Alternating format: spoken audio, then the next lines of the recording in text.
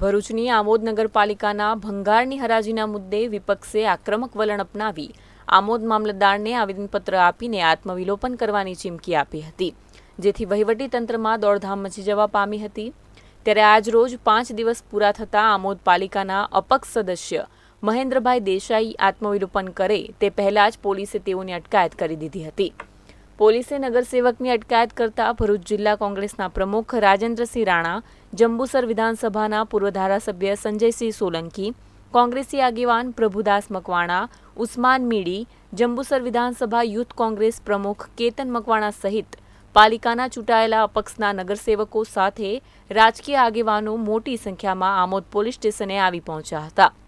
આ સમગ્ર મામલે ગુજરાત પ્રદેશ કોંગ્રેસના પ્રમુખ શક્તિસિંહ ગોહિલે સોશિયલ નેટવર્કિંગ એક્સપર્ટ ટ્વીટ કરી ભાજપ સરકાર ઉપર પ્રહારો કર્યા હતા।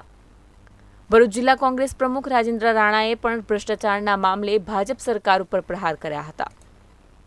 ભારતીય જનતા પાર્ટીનો દિલ્હીથી લઈને આમોદ સુધીનો ભ્રષ્ટાચાર ખુલ્લેઆમ આવી ગયો છે, ઓન પેપર છે। નગરપાલિકા આમોદમાં જે હરાજી થઈ અને જે માલ ઉઠાવવા માટે કોન્ટ્રાક્ટર દ્વારા પેમેન્ટ જમા કરવામાં આવે છે અને જે પેમેન્ટ બાકી રાખવામાં આવે છે, ઓન પેપર એકાઉન્ટ પે પૈસા ભરવામાં આવે અને ત્યારબાદ બીજા પૈસા 1.5 લાખ 1,50,000 રૂપિયા જેવી રકમ ભરવામાં નથી આવતી।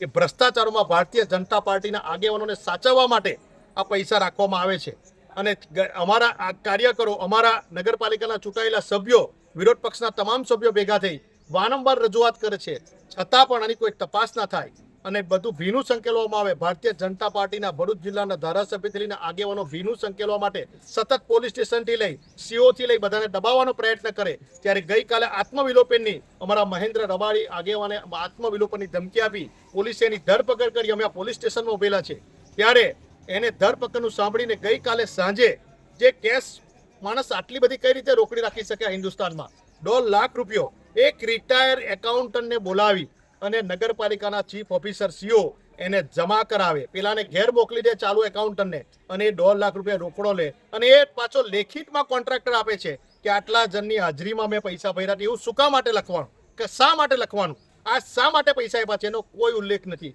અને રોકડા 1,50,000 કઈ રીતે હાથમાં સિલક રાખી, 1,50,000 નગરપાલિકાએ રોકડા કઈ રીતે સ્વીકાર્યા, આ ભ્રષ્ટાચારની તપાસ થવી જોઈએ અને આ ભારતીય જનતા પાર્ટી તમામ જગ્યાએ તમામ પોલીસ સ્ટેશનમાં દબાવીને ભીનું સંકેલવાનો પ્રયત્ન કરે છે। અમે કોર્ટમાં જઈશું અને કોર્ટમાં બી કાર્યવાહી નહીં આપે તો આમોદ નગરને બંધ કરાવી દઈશું, પણ આ ખોટો ભ્રષ્ટાચાર કોઈ સંજોગોમાં કોંગ્રેસ પક્ષ આપી નહીં દે।